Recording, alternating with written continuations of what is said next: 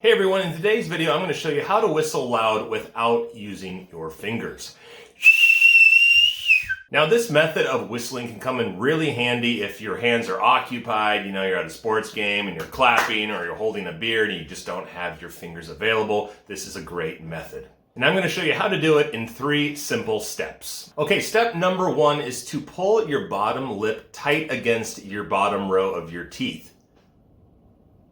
Like so. Now, pro tip, I always make sure my lips are a little wet.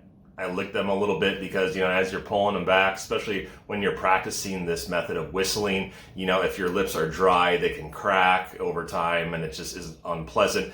Also, I found out that when your lip is wet on the bottom, it makes for a substantially louder whistle. Okay, step number 2 is once your lip is tight, you're going to want to take your tongue and kind of protrude it out towards the top set of your teeth and create a slight little gap on the bottom, which is where the air is going to flow out, as I'll show you here. See that little hole there? That is where the whistle comes from. Okay, and then this step number 3 is to take a deep breath, get your mouth in position, and then just blow as hard as you can.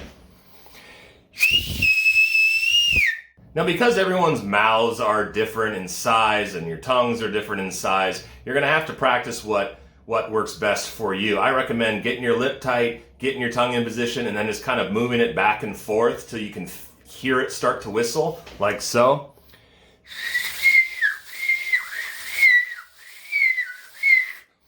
You can find that sweet spot, which is where it'll create the loudest whistle. Well, everyone, I hope you found this video informative on how to whistle loud without your fingers.